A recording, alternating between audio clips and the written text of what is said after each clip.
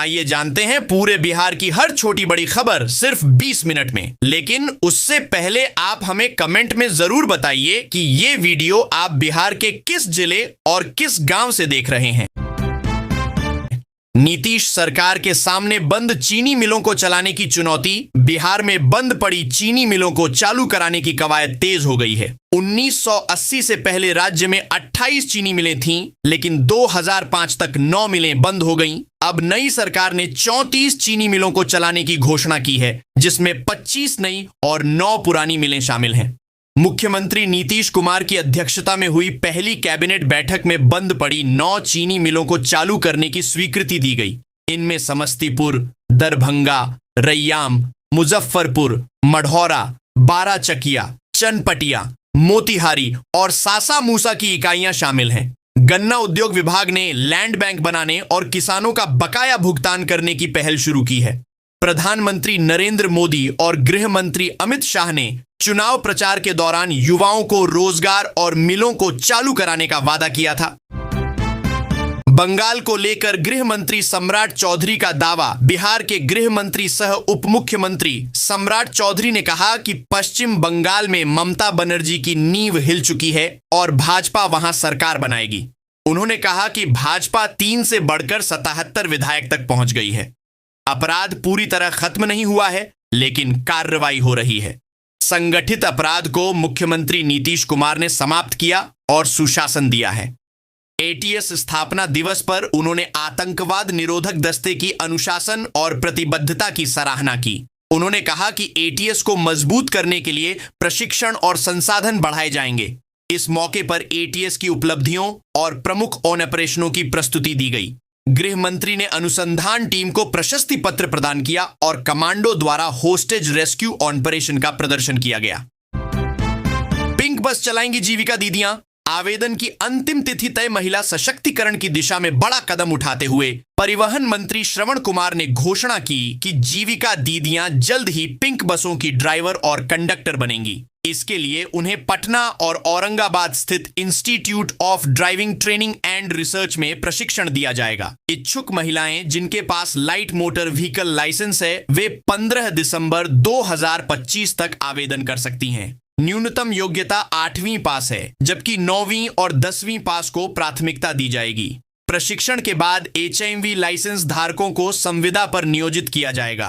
वर्तमान में राज्य में 100 पिंक बसें चल रही हैं और इनके संचालन के लिए 200 महिलाओं को प्रशिक्षित कर रोजगार दिया जाएगा। मंत्री ने सड़क सुरक्षा जागरूकता और दुर्घटना पीड़ितों को समय पर मुआवजा देने के निर्देश भी दिए।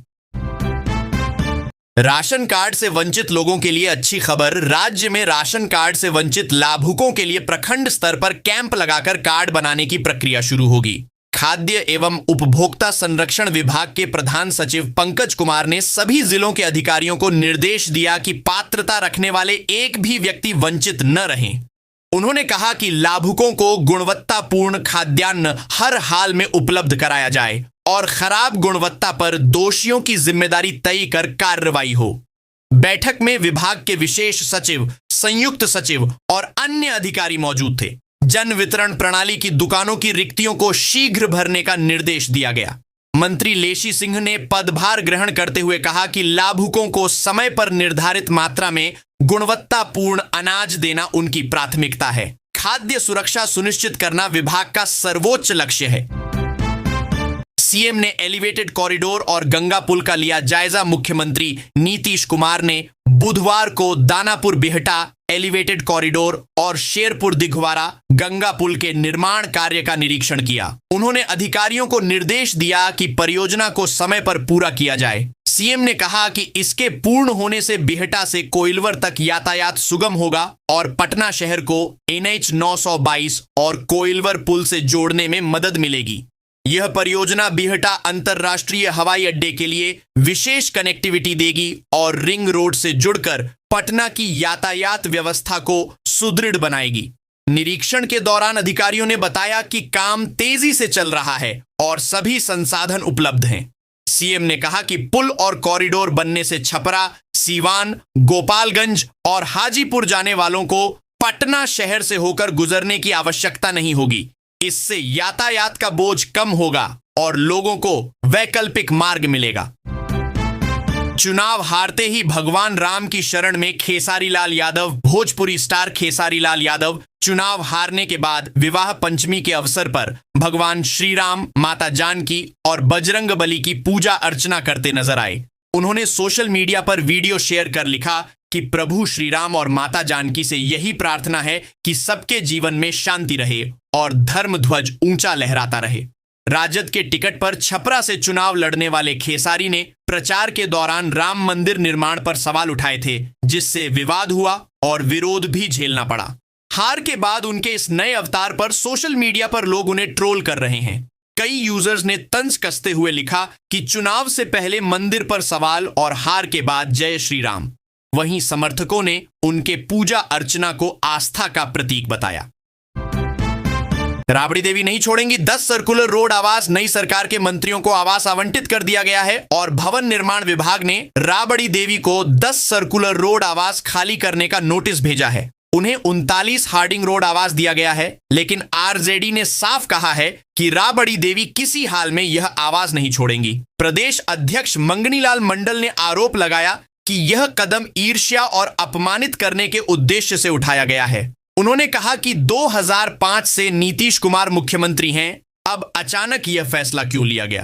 राजद नेताओं ने आरोप लगाया कि प्रधानमंत्री और भाजपा का विश्वास हासिल करने के लिए सीएम यह कर रहे हैं। अब्दुल बारी सिद्दीकी ने भी सवाल उठाया कि पूर्व मुख्यमंत्री और नेता विरोधी दल को आवास खाली करने को क्यों कहा गया।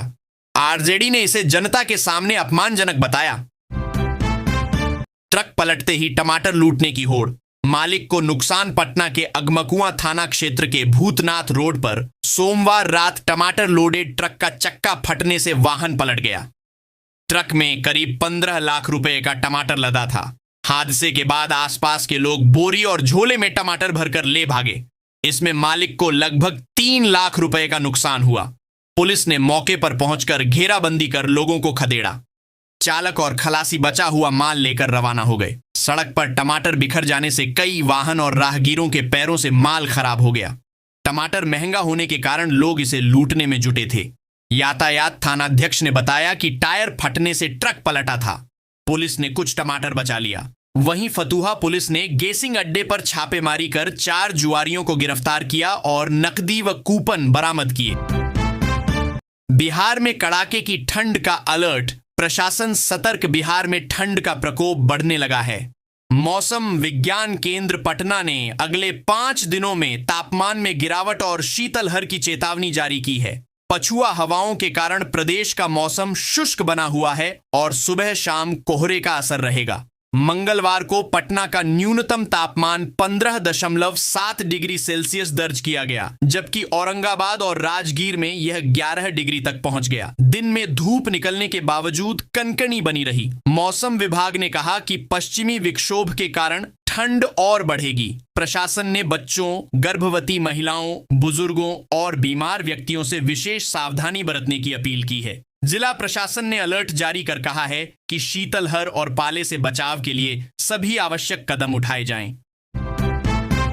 पटना सिटी में गंगा घाटों पर अतिक्रमण हटाने की बड़ी कार्रवाई। पटना सिटी में गंगा किनारे बनने वाली 7.8 किलोमीटर लंबी 4 लेन सड़क के लिए प्रशासन ने अतिक्रमण हटाने का अभियान चलाया। गायघाट से दीदारगंज तक चले इस अभियान में 7 पक्के और 20 अस्थायी अतिक्रमण को तोड़ा गया। लगभग 43 करोड़ की लागत से निर्माणाधीन 5 पार्कों के हिस्से भी बुलडोजर से जमींदोज कर दिए गए। अंचलाधिकारी चंदन कुमार और पुलिस बल की मौजूदगी में जेसीबी से गोदाम, खटाल, झोपड़ियां और होटल हटाए गए। कई लोग भूखंड पर दावा करते नजर आए, जिन्हें कागजात दिखाने को कहा गया। अधिकारियों ने बताया कि न्यायालय में विचाराधीन संपत्तियों को छोड़कर बाकी अतिक्रमण हटाया जाएगा। अभियान बुधवार को भी जारी रहेगा। प्रशासन ने लोगों से अपील की है कि वे सरकारी जमीन से अवैध कब्जा हटा लें। चुनाव परिणाम पर सवाल उठाकर महागठबंधन की छवि धुंधली। बिहार चुनाव परिणाम के बाद महागठबंधन, खासकर राजद, ने कई सीटों पर हार को संदिग्ध बताया। पार्टी ने दावा किया कि करीबी अंतर वाली सीटों पर बैलेट वोट जानबूझकर अमान्य किए गए। राजद ने नवीनगढ़, अज्ञाम और संदेश सीटों पर बेईमानी का आरोप लगाया और कहा कि एनडीए प्रत्याशियों को जबरन जीत दिलाई गई। बाद में राजगीर और कुढ़नी सीटों पर समान मत मिलने को भी बेईमानी का उदाहरण बताया। निवर्तमान प्रदेश अध्यक्ष जगदानंद सिंह ने तो यह दावा किया कि ईवीएम में पहले से 25,000 वोट लोड थे। निर्वाचन आयोग ने इन आरोपों को असंगत बताया और कहा कि ईवीएम ऑफलाइन है, छेड़छाड़ असंभव है। वीवीपैट से भी कोई बेमेल उदाहरण नहीं मिला। बावजूद इसके राजद आरोप दोहरा रहा है, जिससे उसकी छवि पर सवाल उठ रहे हैं। मंत्रियों को मिले नए सरकारी आवास, सम्राट रहेंगे देश रत्न मार्ग। नीतीश मंत्रिमंडल के मंत्रियों को नए सरकारी आवास आवंटित कर दिए गए हैं। गृह मंत्री सह उप मुख्यमंत्री सम्राट चौधरी को 5 देश रत्न मार्ग का बंगला मिला है। उप मुख्यमंत्री विजय सिन्हा 3 स्ट्रैंड रोड में 3 रहेंगे। भवन निर्माण विभाग ने आदेश जारी कर दिया है। कई मंत्री अपने पूर्व आवास में ही रहेंगे। विजय चौधरी को 5 सर्कुलर रोड, ऊर्जा मंत्री बिजेंद्र यादव को 1 स्ट्रैंड रोड, ग्रामीण विकास मंत्री श्रवण कुमार को 12A नेहरू मार्ग दिया गया है। स्वास्थ्य मंत्री मंगल पांडेय को 4 ट्रेलर रोड, उद्योग मंत्री दिलीप जायसवाल को 2 स्ट्रैंड रोड, खेल मंत्री श्रेयसी सिंह को 4 स्ट्रैंड रोड और कृषि मंत्री रामकृपाल यादव को 43 हार्डिंग रोड मिला है। अन्य मंत्रियों को भी हार्डिंग रोड और स्ट्रैंड रोड पर आवास आवंटित किए गए हैं।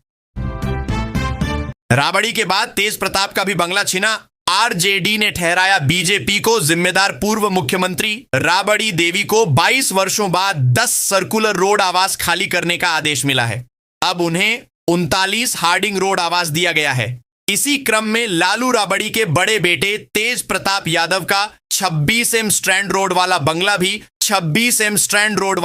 भी छिन गया है। यह आवास अब मंत्री लखेंद्र पासवान को आवंटित किया गया है। भवन निर्माण विभाग ने आदेश जारी कर दिया है। राजद ने आरोप लगाया कि सरकार भाजपा के दबाव में काम कर रही है और बदले की भावना से यह कदम उठाया गया है। प्रदेश प्रवक्ता एजाज अहमद ने कहा कि एनडीए सरकार जनता को भ्रमित कर रही है। प्रदेश अध्यक्ष मंगनीलाल मंडल ने भी सवाल उठाए। फिलहाल लालू परिवार की ओर से केवल रोहिणी आचार्य ने एक्स पर पोस्ट कर प्रतिक्रिया दी है।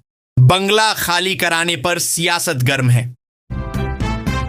पटना में अतिक्रमण के खिलाफ बड़ी कार्रवाई, 37,400 रुपए जुर्माना। पटना जिला प्रशासन ने मंगलवार को बड़े पैमाने पर अतिक्रमण हटाओ अभियान चलाया। जिलाधिकारी डॉ त्यागराजन SM के निर्देश पर फुटपाथ और सड़कों पर किए गए अतिक्रमण को हटाया गया। इस दौरान 37,400 रुपए जुर्माना वसूला गया और ठेले, टीवी, कैमरा, फ्लेक्सी, ईंट आदि सामान जब्त किए गए। अभियान नूतन राजधानी अंचल, पाटलिपुत्र अंचल, अजीमाबाद अंचल और नगर परिषद फुलवारी शरीफ के कई इलाकों में चला। जिलाधिकारी ने कहा कि आदतन अतिक्रमण करने वालों पर प्राथमिकी दर्ज होगी और अतिक्रमण रोकना थाना अध्यक्ष की जिम्मेदारी होगी। उन्होंने पटना जंक्शन, गांधी मैदान, राजा बाजार और हथुआ मार्केट जैसे प्रमुख स्थलों को अतिक्रमण मुक्त रखने का निर्देश दिया। अस्थायी अतिक्रमण तुरंत हटाने और स्थायी अतिक्रमण के लिए प्रक्रिया शुरू करने को कहा गया। अपराध पर नकेल कसने में जुटे गृह मंत्री सम्राट चौधरी। गृह मंत्री का पदभार संभालते ही उप मुख्यमंत्री सम्राट चौधरी एक्शन में दिखे। उन्होंने गृह विभाग के अधिकारियों और डीजीपी के साथ 2 घंटे बैठक कर राज्य की विधि व्यवस्था पर चर्चा की। इसके साथ ही उन्होंने पूर्व डीजीपी नीलमणि, DN गौतम, KS द्विवेदी और गुप्तेश्वर पांडे से भी फीडबैक लिया। बैठक में पुलिस की कार्यप्रणाली और उपलब्धियों पर प्रेजेंटेशन दिया गया। सम्राट चौधरी ने पुलिस अधिकारियों को संगठित अपराध पर सख्त कार्रवाई करने का निर्देश दिया और कहा कि विधि व्यवस्था और सुशासन सरकार की प्राथमिकता है। उन्होंने स्पष्ट किया कि किसी भी तरह की कोताही बर्दाश्त नहीं होगी। पुलिस मुख्यालय पहुंचने पर उन्हें गार्ड ऑफ ऑनर दिया गया। बैठक में कई वरीय अधिकारी मौजूद रहे। दिल से कैसे निकालोगे? रोहिणी आचार्य का दर्द छलका राबड़ी देवी को 10 सर्कुलर रोड आवास खाली करने का आदेश मिलने के बाद राजनीति गर्मा गई है। भवन निर्माण विभाग ने उन्हें नया आवास 39 हार्डिंग रोड आवंटित किया है। इस पर राबड़ी देवी की बेटी रोहिणी आचार्य ने एक्स पर पोस्ट कर लिखा कि सुशासन बाबू का विकास मॉडल करोड़ों लोगों के मसीहा लालू प्रसाद यादव का अपमान करना पहली प्राथमिकता है। उन्होंने कहा कि घर से निकाल देंगे, लेकिन जनता के दिल से कैसे निकालेंगे। राबड़ी देवी इस आवाज में 20 वर्षों से रह रही थीं। राजद नेताओं ने आरोप लगाया कि सरकार परेशान करने की नीयत से ऐसा कर रही है। प्रदेश अध्यक्ष मंगनीलाल मंडल ने कहा कि यह भाजपा के दबाव में लिया गया फैसला है। अब इस आदेश पर सियासत तेज हो गई है। 11 नई सैटेलाइट टाउनशिप से बदलेगा बिहार का चेहरा। आजादी के बाद पटना में कंकड़बाग और पाटलिपुत्र कॉलोनी बसाई गई थी। अब उसी तर्ज पर राज्य के 11 शहरों में नई सैटेलाइट टाउनशिप विकसित होगी। कैबिनेट ने इस योजना को मंजूरी दे दी है। नगर विकास मंत्री नितिन नवीन ने कहा कि बढ़ती जनसंख्या और आवश्यकताओं को देखते हुए नियोजित, पर्यावरण सम्मत और आधुनिक टाउनशिप जरूरी है। यह ग्रीनफील्ड मॉडल पर आधारित होगी, जिसमें ट्रैफिक प्रबंधन, जल निकासी, कचरा निपटान, पार्क और आवासीय क्षेत्र पर जोर रहेगा। लैंड पूलिंग पॉलिसी लागू होगी ताकि भूमि मालिक भी लाभान्वित हों। हर जिले में प्रशासकीय समितियां बनाई जाएंगी जो टाउनशिप की रूपरेखा और भूमि पुनर्वितरण की निगरानी करेंगी। 40 वर्षों बाद पहली बार इतने बड़े पैमाने पर नए शहर बसाने की योजना बनी है। भागलपुर को मिला सैटेलाइट सिटी का तोहफा। स्मार्ट सिटी के बाद सिल्क नगरी भागलपुर को सैटेलाइट सिटी का तोहफा मिला है। नया भागलपुर संकीर्ण सड़कों, जाम, पेयजल और सीवरेज की समस्याओं से मुक्त होगा। संभावना है कि नाथनगर के दोगच्छी और जगदीशपुर क्षेत्र में इसका निर्माण हो। सरकार ने 9 प्रमंडल मुख्यालय समेत सोनपुर और सीतामढ़ी में भी टाउनशिप विकसित करने की योजना को मंजूरी दी है। भागलपुर में नए इलाकों को आधुनिक सुविधाओं से लैस किया जाएगा ताकि आने वाले दशकों तक लोगों को फायदा मिले। लंबे समय से न्यू टाउनशिप की चर्चा थी और जमीन की तलाश भी चल रही थी। उप मुख्यमंत्री सम्राट चौधरी ने चुनाव के दौरान हवाई अड्डा परिसर में टाउनशिप बनाने की बात कही थी। अब नया भागलपुर का सपना साकार होने की उम्मीद है। मोबाइल चोरी कर अकाउंट खाली करने वाले 3 गिरफ्तार। रेल पुलिस ने मोबाइल चोरी कर यात्रियों के अकाउंट खाली करने वाले 3 साइबर अपराधियों को गिरफ्तार कर जेल भेजा है। दरभंगा की संवेदना शुक्ला का मोबाइल गोंदिया एक्सप्रेस में चोरी हुआ था। हाजीपुर स्टेशन पर शातिरों ने सिम बदलकर यूपीआई से पैसे निकाल लिए।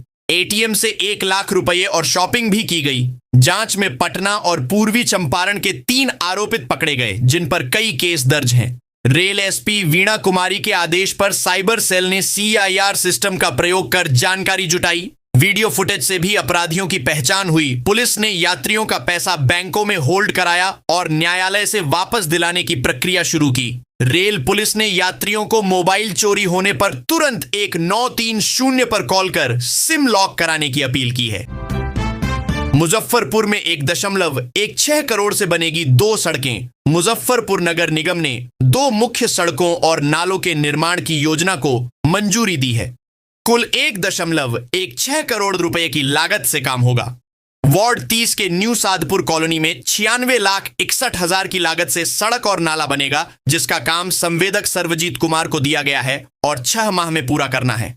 वहीं वार्ड 48 के राजपूत टोला कन्हौली में 19,58,000 की लागत से सड़क और नाला बनेगा, जिसे 3 माह में संवेदक चंदन कुमार पूरा करेंगे। नगर आयुक्त विक्रम विरकर ने कहा कि गुणवत्ता की जांच एमआईटी और पुल निर्माण निगम से कराई जाएगी। Cube test, crushing strength test जैसी तकनीकी जांच अनिवार्य होगी। कार्यस्थल पर सूचना पट्ट लगाने और स्थानीय लोगों को जानकारी देने का निर्देश दिया गया है। लेमन ग्रास की खेती से बदली 40 परिवारों की किस्मत। जिले में कृषि विभाग ने बंजर भूमि के उपयोग और अफीम की खेती रोकने के लिए लेमन ग्रास की खेती को बढ़ावा दिया है। बांके बाजार, बाराचट्टी, परैया और कोंच प्रखंडों में 20-20 क्लस्टर सेंटर बनाए गए हैं, जहां प्रत्येक क्लस्टर में 5 से 6 किसान खेती कर रहे हैं। इस तरह 35 से 40 परिवार लेमन ग्रास से बेहतर आय अर्जित कर जीवन स्तर सुधार रहे हैं। यह फसल कम लागत में अधिक लाभ देती है और साल में 3 बार कटाई होती है। किसान इसे बाजार में बेचते हैं और तेल निकालकर ऊंचे दाम पर भी बेचते हैं। कृषि विभाग किसानों को मिट्टी प्रबंधन, पौधारोपण, सिंचाई और तेल निष्कर्षण की तकनीक पर प्रशिक्षण दे रहा है। दवा उद्योग, सौंदर्य प्रसाधन और घरेलू उत्पादों में लेमन ग्रास की मांग बढ़ रही है, जिससे यह सुरक्षित और लाभदायक विकल्प बन गया है। डोभी चतरा मोड़ ठाकुरबाड़ी मार्ग पर नाला निर्माण शुरू। मुख्यमंत्री समग्र विकास योजना के तहत डोभी नगर पंचायत क्षेत्र में जाम और जल जमाव की समस्या खत्म करने के लिए 98 लाख रुपए की लागत से नाला निर्माण कार्य शुरू हुआ है। सोमवार से चतरा मोड़ से ठाकुरबाड़ी तक काम शुरू हुआ, लेकिन अतिक्रमण बड़ी बाधा बनकर सामने आया। नगर पंचायत ने पहले भी नोटिस जारी किया था, पर अधिकांश लोगों ने निर्माण नहीं हटाया। अब 49 अतिक्रमणकारियों को दोबारा नोटिस दिया गया है। स्थानीय लोगों ने बताया कि पहले बना नाला समय के साथ टूट गया था, जिससे बरसात में पानी दर्जनों घरों और दुकानों में घुस जाता था। नया नाला स्थायी समाधान के लिए स्वीकृत हुआ है, लेकिन अवैध सीढ़ी, कमरे और दुकानें निर्माण में बाधा हैं। नगर प्रशासन ने कहा कि अतिक्रमण हटे बिना काम संभव नहीं। लोग उम्मीद कर रहे हैं कि इस बार सख्ती से राहत मिलेगी। बेगूसराय में खाद बीज महंगे दाम पर बिके। नावकोठी प्रखंड में खाद बीज की दुकानों पर मनमाने दाम वसूले जा रहे हैं। सरकारी दर के अनुसार यूरिया 266 रुपये प्रति बैग है, लेकिन बाजार में यह 300 रुपये तक बिक रहा है। डीएपी 1350 रुपये के बजाय 1600 रुपये में मिल रहा है। किसानों ने बताया कि बीज और खाद पर्याप्त उपलब्ध हैं, फिर भी दुकानदार अधिक राशि वसूल रहे हैं। खुदरा दुकानदारों का कहना है कि थोक विक्रेता ही महंगा देते हैं, इसलिए उन्हें भी मजबूरी में महंगा बेचना पड़ता है। विभागीय अधिकारी केवल खुदरा दुकानदारों पर दबाव बनाते हैं, जबकि असली गड़बड़ी थोक स्तर पर होती है। गुणवत्ता को लेकर भी किसानों की चिंता बढ़ी हुई है, क्योंकि खाद बीज के नमूनों की जांच नहीं होती। गेहूं बीज की श्रीराम 303, शक्तिमान 343 जैसी वैरायटी दुकानों में मौजूद हैं। किसानों ने सरकार से सख्त कार्रवाई की मांग की है। बेगूसराय में साइबर ठगी का नया खेल। नगर थाना क्षेत्र की एक महिला के खाते से साइबर बदमाशों ने 3 बार में 99,999 रुपये की निकासी कर ली। बदमाश ने आंगनबाड़ी से फोन करने का बहाना बनाकर वीडियो कॉल किया और बच्चे को दिखाने को कहा। इसके बाद महिला का मोबाइल बंद हो गया और हैक कर लिया गया। बदमाशों ने न सिर्फ निकासी की, बल्कि ट्रांजैक्शन का स्क्रीनशॉट महिला के स्टेटस पर डाल दिया। परिचित द्वारा देखने पर उन्हें ठगी की जानकारी हुई। जांच में पता चला कि पहली बार 49,000, दूसरी बार 45,000 और तीसरी बार 4,999 रुपए निकाले गए। महिला ने साइबर थाना में प्राथमिकी दर्ज कराई है। पुलिस मोबाइल नंबर के आधार पर अपराधियों का सुराग तलाश रही है। साइबर पुलिस ने लोगों से अपील की है कि मोबाइल चोरी या संदिग्ध कॉल पर तुरंत 1930 पर संपर्क कर सिम लॉक कराएं। आरा की महिलाओं के लिए खुशखबरी। रोजगार योजना से मिलेगा लाभ। मुख्यमंत्री रोजगार योजना के तहत भोजपुर जिले की हजारों पात्र महिलाओं के खाते में 26 नवंबर को पहली किस्त की राशि 10-10 हजार रुपए भेजी जाएगी। यह राशि उन महिलाओं को मिलेगी जिन्हें आचार्य संहिता लागू होने के कारण पहले भुगतान नहीं हो सका था। सितंबर में जिले की 1,41,000 महिलाओं के आवेदन सत्यापित कर राशि भेजी गई थी, जबकि कुल आवेदन 2,41,000 थे। प्रधानमंत्री नरेंद्र मोदी ने आरा में कहा था कि 2 लाख महिलाओं को राशि दी गई है। जिला जीविका समन्वयक वरुण कुमार ने बताया कि 22 नवंबर से नए आवेदन लिए जा रहे हैं। सत्यापित आवेदकों को 26 नवंबर को राशि मिलेगी। योजना से स्वरोजगार करने वाली महिलाओं को प्रोत्साहन मिलेगा। हालांकि नए आवेदनों का सत्यापन साइट बंद होने के कारण फिलहाल रुका हुआ है।